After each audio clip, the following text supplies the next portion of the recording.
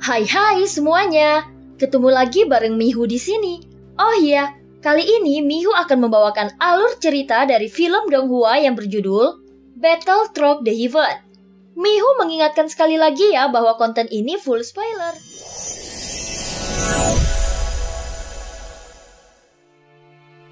Melanjutkan dari kisah sebelumnya.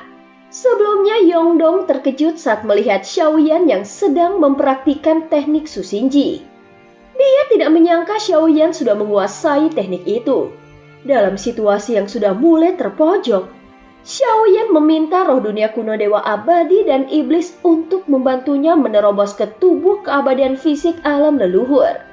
Namun dia masih belum percaya dengan ketulusan Xiaoyan.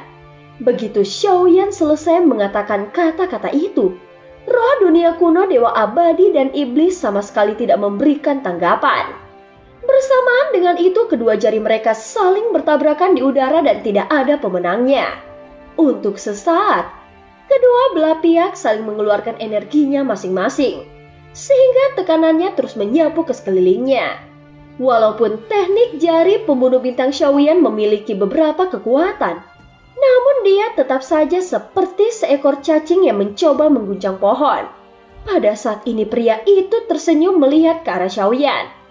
Dia segera mengangkat tangannya dan menunjuk satu jarinya lagi ke udara.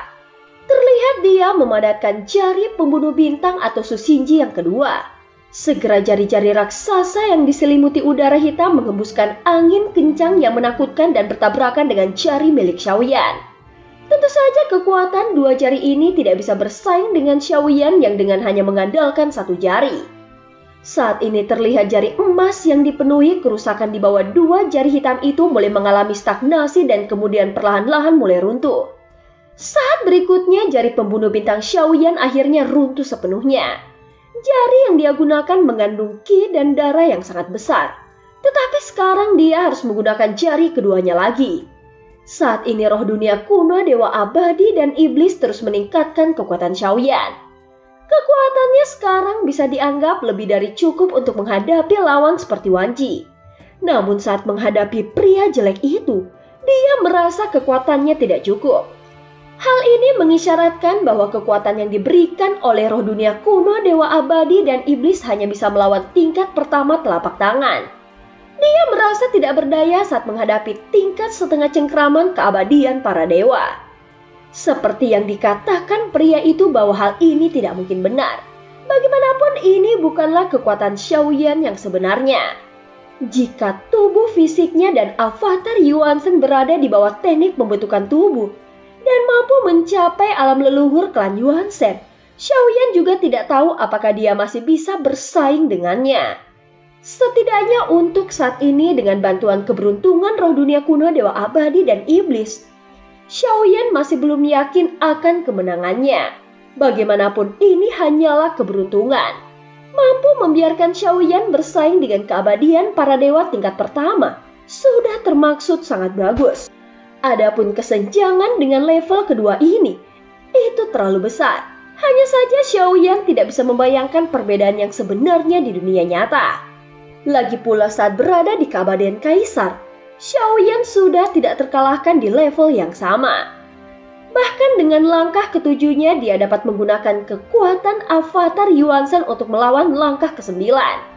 Sebenarnya tidak ada jurang pemisah antara level pertama dan level kedua. Namun Xiaoyan tetaplah seorang keabadian Kaisar dan dia belum melangkah ke keabadian para dewa. Bahkan dia belum mencapai setengah langkah pun. Faktanya perbedaan yang sebenarnya adalah jarak antara keabadian Kaisar dengan keabadian para dewa. Sampai saat ini roh dunia kuno Dewa Abadi dan Iblis tidak meresponnya lagi. Walaupun roh dunia mengetahui bahwa Xiaoyan adalah reinkarnasi yang mulia, namun roh dunia juga tidak percaya bahwa Xiaoyan memiliki kemampuan untuk membalikan keadaan. Seperti halnya dia yang memiliki daun pohon dunia. Bahkan yang mulia pun tidak mungkin memilikinya. Secara alami, roh dunia kuno Dewa Abadi dan Iblis tidak akan memberikan terlalu banyak keberuntungan. Karena kondisi Xiaoyan juga sangat tidak diuntungkan. Roh dunia juga khawatir bagaimana jika setelah membantunya, Xiaoyan malah menepuk pantatnya dan langsung pergi. Tentu Tentu saja hal itu akan menyebabkannya mengalami kerugian besar. Tetapi sekarang bahkan jika Xiaoyan ingin melarikan diri, dia tetap masih berada di dalam gerbang kuno yang luas ini. Tampaknya agak merepotkan baginya untuk pergi apalagi tidak ada tempat untuk bersembunyi. Pada saat ini jari pembunuh bintang kedua Xiaoyan langsung berhenti dan runtuh lalu meledak lagi. Kali ini pria jelek itu tidak lagi memberi kesempatan kepada Xiaoyan. Dia segera menyentuh tai lalat di dagunya lalu dia melambaikan tangannya dengan kasar. Tampak segala sesuatu di sekitarnya seakan runtuh seketika. Setidaknya di mata Xiaoyan inilah masalahnya. Saat ini di mata Xiaoyan dia memasuki ruang yang membingungkan. Terlihat langit gelap dan bumi putih tetapi di atas tanah ini ada lengan hitam yang tak terhitung jumlahnya. Itu bergoyang seperti jerami seolah-olah mereka terjebak seperti raksasa yang tak terhitung jumlahnya. Meskipun tinggi tubuh Xiaoyan ribuan kaki, namun tubuhnya langsung terguncang dan perhatiannya teralihkan oleh tangan hitam raksasa yang menonjol dari tanah. Selamat datang di alam dewa abadiku, negeri kebingungan. Jelas di alam ini tidak ada serangan. Namun di bawah tangan hitam raksasa yang menarik tubuhnya, Xiaoyan harus bergerak maju mundur sehingga kekuatan ki dan darahnya dalam tubuhnya dengan cepat diserap. Xiaoyan ingin melawannya, tetapi dia merasa tidak berdaya. Aku dapat membantumu mencapai alam leluhur. Tetapi bisakah kau membiarkanku melihat ketulusanmu? Saat Xiaoyan sedang merasakan krisis, terdengar suara roh dunia kuno, dewa abadi dan iblis di telinganya. Sementara itu tangan hitam raksasa dari tanah putih terus memegang erat tubuh Xiaoyan sehingga dia tidak bisa bergerak. Saat ini seluruh dunia di sini tampak terbalik secara horizontal. Sepertinya sekarang Xiaoyan terjebak di tanah putih dengan tangan hitam raksasa yang terus menarik tubuhnya dengan liar. Adapun jari-jari tangan hitam raksasa itu terus masuk ke dalam mulut dan rongga hidungnya. Saat ini Xiaoyan merasa tidak berdaya. Bagaimanapun hal ini belum pernah terjadi sebelumnya. Dibandingkan dengan kehilangan darah dari dalam tubuhnya, rasa tidak berdaya ini justru membuat Xiaoyan semakin tidak nyaman. Pria jelek itu tersenyum melihat jari-jarinya yang menari-nari di udara. Saat berikutnya tangan hitam raksasa itu tiba-tiba mengarahkan tenaganya dan akhirnya mematahkan lengan milik Xiaoyan. Seketika terdengar suara retakan tulang yang sangat keras. Telapak tangan Xiaoyan tidak melakukan pukulan yang tiba-tiba. Sebaliknya dia mengeluarkan kekuatannya secara perlahan dan terus-menerus sampai rusak. Saat ini dada Xiaoyan terus naik turun dan darahnya meluap dari sudut mulutnya. Bahkan sekarang terlihat ada telapak tangan yang membuka mulutnya secara paksa. Telapak tangan lainnya direntangkan ke dalamnya dan mencabut gigi Xiaoyan satu persatu. Setelah lengannya patah dan tidak terkecuali kakinya terdengar ada teriakan yang menyedihkan. Meskipun Xiaoyan abadi, namun rasa sakitnya tidak kunjung hilang apalagi telapak tangan itu terus mengerahkan tenaganya dan Xiaoyan tidak dapat memulihkannya sama sekali.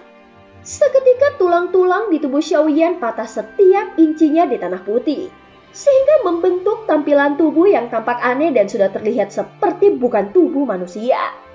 Dengar, roh dunia kuno dewa abadi dan iblis, jika avatarku ini musnah, maka mulai sekarang dunia kuno dewa abadi dan iblis akan dilenyapkan dari 9 dunia. Sampai saat ini Xiaoyan masih belum menyerah. Sebaliknya dia mengancam roh dunia kuno dewa abadi dan iblis. Xiaoyan juga merasa sangat aneh dengan pria di depannya. Dia merasa kekuatannya tidak sebanding dengan kekuatan yang diberikan oleh roh dunia kuno dewa abadi dan iblis. Xiaoyan juga terus berpikir bahwa pria jelek itu memang utusan dari dunia ini. Sehingga roh dunia kuno dewa abadi dan iblis ini bisa dianggap sebagai penolong sekaligus pembunuh. Hal ini juga dilakukannya sekedar untuk membuat permainan agar Xiaoyan menyerah dan berjanji untuk membantu dunia kuno dewa abadi dan iblis. Yang mulia, beranikah kau bersumpah demi Sensi? Tiba-tiba suara roh dunia terdengar lagi. Itu hanyalah avatarku. Jika itu mati di sini, maka aku hanya akan kehilangan avatar. Tetapi puluhan ribu makhluk hidup di dunia kuno dewa abadi dan iblis akan dihancurkan selamanya. Ucap Xiaoyan segera mencibir. Sekarang dia sedang berperang psikologi melawan roh dunia kuno dewa abadi dan iblis. Namun itu tergantung pada bagaimana pihak terakhir memilih. Setelah terdiam beberapa saat, Xiaoyan benar-benar merasakan vitalitas agung yang menyapu ke dalam tubuhnya dari segala arah secara gila-gilaan. Aku dapat membantumu menjadi tubuh keabadian fisik alam leluhur. Tetapi orang ini adalah sebab dan akibat dari dirimu sendiri. Ini tidak ada hubungannya denganku. Dan aku tidak akan membantumu untuk membunuhnya. Keberhasilan atau kegagalan adalah tergantung dari dirimu sendiri. Ucap roh dunia kuno Dewa Abadi dan Iblis akhirnya mengambil tindakan. Dan pada saat yang sama, segel bintang 9 di antara kedua alis Xiaoyan mulai berdetak dan bersinar. Saat ini kekuatan yang terkandung di dunia besar terus melonjak menuju Xiaoyan dengan gila-gilaan. Seolah-olah tubuh fisik Xiaoyan telah berubah menjadi lubang hitam. Hei, kau masih ingin menerobos? Sekarang pria jelek itu ragu sejenak. Namun dia melihat dengan jelas tanda bintang di antara alis Xiaoyan dan dia tampak sedikit terkejut. Tubuh Xiaoyan memancarkan kekuatan ki dan darah yang sangat agung. Terlihat segel bintang yang bersinar meledak dengan cahaya kemasan terang yang belum pernah terjadi sebelumnya. Untuk menerobos ke tubuh keabadian fisik alam leluhur, setidaknya membutuhkan kekuatan 100 bintang. Ini pertama kalinya aku melihat kekuatan bintang datang pada seseorang atas inisiatifnya sendiri. Mungkinkah Xiaoyan ini ingin menerobos ke tubuh keabadian fisik alam leluhur? Melihat Xiaoyan yang tidak bisa bergerak dan nafasnya yang membubung tinggi, pria jelek itu sudah memahami apa yang sebenarnya terjadi pada Xiaoyan. Tampaknya dia hanya perlu satu pandangan untuk melihat apa yang sedang dilakukan Xiaoyan saat ini. Namun demikian, pria jelek itu masih terlihat percaya diri. Tampaknya di matanya tubuh keabadian fisik alam leluhur juga tidak terlalu kuat. Namun sebelum Xiaoyan menerobos, dia seperti ikan di atas talenan. Saat berikutnya jari pria itu terangkat, dan ada beberapa berkas cahaya yang terbang menuju ke arah Xiaoyan. Serangannya langsung menembus tubuh Xiaoyan. Dalam sekejap mata, daging dan darahnya meledak sehingga darahnya berceceran di mana-mana. Dan itu mengubah kulit tubuhnya yang berwarna putih menjadi merah. Siapa kau sebenarnya? Dan kenapa kau melakukan ini? Ucap Xiaoyan mengeluarkan raungan yang memekakan telinga seperti guntur. Saat ini kekuatan agung terus menyapu luka di tubuhnya. Dan itu tidak hanya membuat Xiaoyan dapat menahan serangannya, namun justru sebaliknya dan membuatnya semakin gila. Kekuatan yang mengalir ke tubuh Xiaoyan saat ini membentuk kekuatan darah yang tidak ada habisnya. Dan dia pulih dengan cepat dari cedera seriusnya. Pada saat ini Xiaoyan mulai meraung kesakitan. Dan dia marah lalu menyeret paksa lengan dan pahanya yang patah. Seiring berjalannya waktu, aura Xiaoyan meningkat pesat. Xiaoyan juga mulai melepaskan dirinya sedikit demi sedikit dari telapak tangan hitam yang memegang erat dirinya.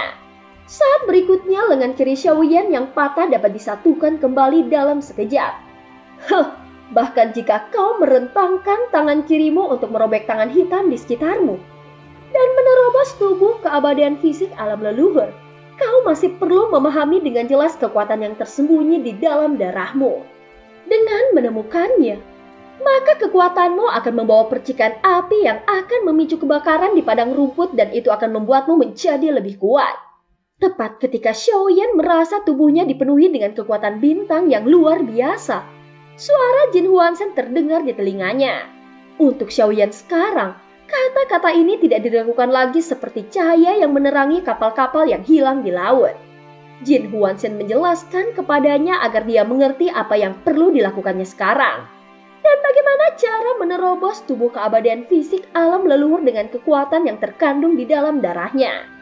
Kau harus tahu alasan mengapa tubuh keabadian fisik bisa begitu kuat.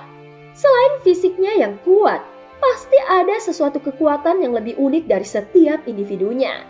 Meskipun Jin Huansen membimbing Xiaoyan tetapi kedengarannya masih terlalu normatif. Namun dalam situasinya saat ini, Xiaoyan tidak bisa tenang dan belum memahaminya. Bahkan jika dia mengetahui rahasia dari perkataan Jin Huansen, tetapi dia tidak akan bisa merasakannya untuk sementara waktu. Bagaimanapun juga tubuh keabadian fisik bukan hanya diambil oleh dirinya sendiri. Dan sekarang Jin Huansen akan membiarkannya untuk memahaminya. Ini sangat sulit. Aku bahkan tidak tahu kekuatan tubuh keabadian fisik ini saat pertama kali mendapatkannya. Bagaimanapun pada saat itu Yang Mulia dan Shizun ikut membantunya untuk merebut tubuh keabadian fisik. Tentu saja saat itu dia masih terlalu lemah. Jika bukan karena Shizun dan Yang Mulia mengambil tindakan, maka dengan kekuatannya saat itu tidak mungkin dapat menahan kekuatan fisik yang begitu kuat. Namun intuisinya memberitahunya bahwa tubuh keabadian fisik yang mampu menarik perhatian dua orang ini tidak mungkin sederhana. Setiap tubuh keabadian fisik alam leluhur perlu membangkitkan kekuatannya sendiri. Kalau begitu, aku harus tahu apa sebenarnya kekuatan avatar Yuan Shen ini. Apa mungkin keberadaannya dulu sangat kuat sehingga dia ditekan dan disegel? Tentang pertanyaan Xiaoyan ini tampaknya hanya dua orang yang mungkin bisa memberikan jawabannya. Yang satu adalah tahanan roh dan yang lainnya adalah Yongdong. Namun kecil kemungkinan baginya untuk bertanya kepada keduanya. Dan untuk mendapatkan jawabannya, satu-satunya yang bisa memberikannya jawaban yang akurat sekarang sepertinya hanyalah Jin Huanshen. Bagaimanapun juga jejak jiwa Jin Huanshen ada di tubuhnya.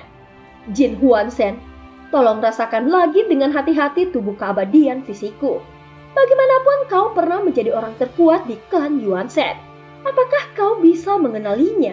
Ucap Xiaoyan berkata dengan serius.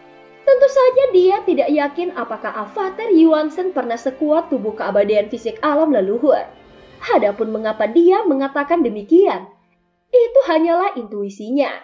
Namun faktanya saat ini, dia bergantung pada Jin Huanshen untuk mendapatkan pencerahan. Di sisi lain, Jin Huanshen tidak akan meragukan Xiaoyan.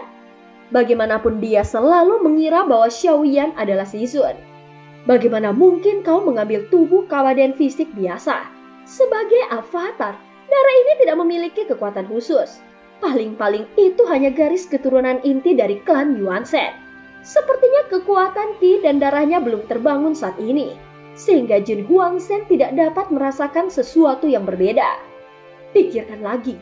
Apakah ada leluhur atau orang dengan tingkat kejeniusan yang tinggi menghilang dari klan Yuan Shen? Ucap Xiaoyan tidak menyerah dan terus membantu Jin Huanshen membangkitkan ingatannya. Leluhur jenius yang menghilang, sepertinya memang ada beberapa dari mereka. Namun semua dipastikan sudah meninggal dunia. Ucap Jin Huanshen dengan suara yang dalam. Kalau begitu, ceritakan kepadaku tentang sesuatu yang membuatmu paling berkesan. Ucap Xiaoyan bertanya lagi. Aku ingat, salah satunya adalah hal yang paling disesalkan oleh klan kami. Dia adalah putra generasi ke-13 raja klan kami. Setelah anak-anak di klan kami lahir juga akan berkembang sendiri selama ribuan tahun. Selama periode ini, dia akan berubah menjadi meteoroid dan tenggelam ke dalam kehampaan. Proses ini akan menarik dunia yang hancur dan ruang hampa. Saat meteoroid lewat, banyak yang akan terkena dampaknya. Akumulasi dan tumbuh semakin besar, dia akan berubah menjadi bintang. Pada umumnya, dia akan lahir setelah 3000 tahun. Klan Yuan Shen yang baru lahir dan memiliki garis keturunan inti, itu bisa langsung menjangkau tubuh keabadian fisik bintang 1 hingga bintang 2. Aku ingat, putra raja generasi ke-13 yang lahir melalui proses hamil selama hampir 10.000 tahun. Setelah kelahiran putra ini, kupikir itu akan menjadi bintang yang mempesona dan akan menjadi orang yang jenius. Namun ketika lahir keluar, tanpa diduga itu ternyata bukan satu bintang. Kau harus tahu bahwa klan Yuan Shen selalu sangat realistis, sehingga putra ke-13 ditinggalkan oleh raja klan Yuan Shen karena kekuatannya dianggap rendah. Saat itu tubuh fisiknya bahkan tidak dapat memenuhi standar minimum klan Yuan Shen. Mereka juga menyerah pada putra ini hingga akhirnya memilih untuk meninggalkan klan Yuan Shen. Namun ribuan tahun kemudian, ada keributan yang terjadi sebelumnya terhadap klan Yuan Shen di dunia tanpa batas. Pada dasarnya klan Yuan Shen tidak pernah bertemu musuh alami. Ternyata ini balas dendam dari putra generasi ke-13 yang telah dibuang. Tubuh keabadian fisik alam leluhurnya sangat berkembang. Itu berkembang hingga 10.000 kaki. Dan ini hanya bisa dicapai dengan kejeniusan tertinggi dari klan Yuan Shen. Tetapi ini sangat jarang terjadi. Sosoknya yang setinggi 10.000 kaki akhirnya berhadapan dengan sosok-sosok yang tingginya kurang dari 1/5 ukurannya. Itu adalah tubuh keabadian fisik terbesar yang pernah kulihat. Saat dia mengulurkan telapak tangannya, semua bintang tampak seperti mainan di telapak tangannya. Awalnya hal seperti itu hanya terdengar sebagai rumor di klan kami. Namun aku akhirnya melihatnya dengan mataku sendiri. Kami menyebutnya dengan tubuh keabadian fisik super raksasa, ucap Jin Huan-sen dengan suara yang dalam. Dan cerita pun berakhir. Terima kasih udah dengerin Mihu dari awal sampai akhir ya. Sampai jumpa.